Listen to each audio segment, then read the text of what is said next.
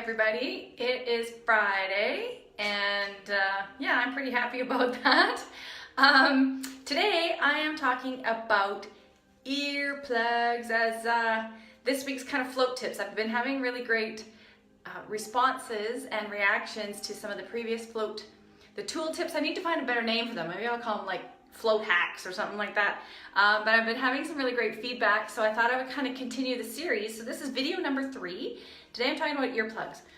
So I know I've said this before, that until you own a float center or until you have regular float practice, you don't realize how important these little babies can be for you. So in the basket in each of the rooms, you will see that we have some foam earplugs. I don't know if you can see. We've got purple ones, we've got brown ones. They're foam. The big difference between them is that they're just different sizes. So for those ones, they're your pretty standard foam ones where you would just twist them between your fingers, maybe pull your ear and put them in that way. I do find that they stay in a whole lot better if you're putting them in when your ears are dry, so before your shower. That definitely seems to make a difference. And yeah, it's just a matter of trial and error to figure out which size really works for you, which ones are best for you. So, and I always kind of try to put mine in and then just wait a couple minutes, you know, when you hear that noise when they're expanding in your ear, which is always kind of fun. So yeah, so those are provided in the room. They come with every single float. They're totally here for you to try out. One other one that we have at the desk here, I don't know if you can see these. These are little silicone earplugs. So these ones are a little bit different in that you take the little ball of silicone and you just kind of rub it into your hands, like into a ball. But then you would really just kind of place it, like squish it into this part of your ear to kind of form a seal on the outside. So they don't go stuck inside your ear, but they form a seal on the outside. So those silicone ones can be a really good option for people. If you find that the foam earplugs are really popping out on you all the time, or if you just don't like the feeling of earplugs in your ears, sometimes those silicone ones can be a really good option for you, and they are reusable, like until they kind of get gross and you have to throw them away. They come in a little plastic case that you can just keep in your car or whatever.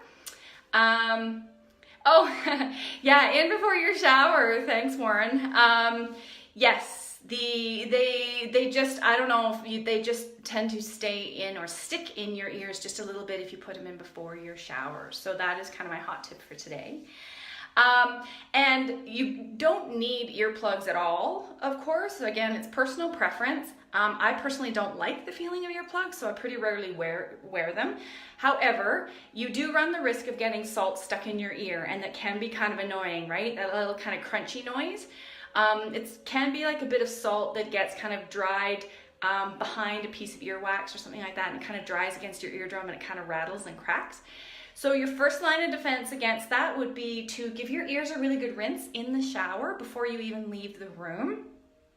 If you exit the room and go to our little vanity room, which is just down the hallway, we have a jar or like a bottle there. It's got vinegar and rubbing alcohol in it.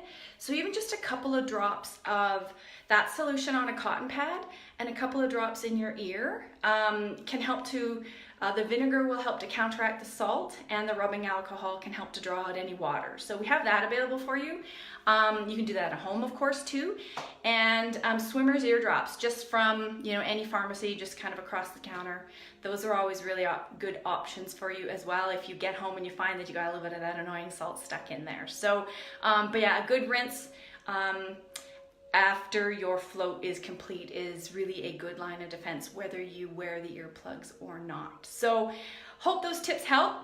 Trying to just help everybody make your floats as successful as possible. And I know earplugs are kind of a big deal for a lot of people. If you have any other questions, shoot me a message. I'll be happy to answer them.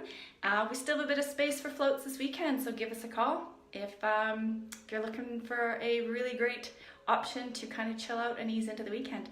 Bye.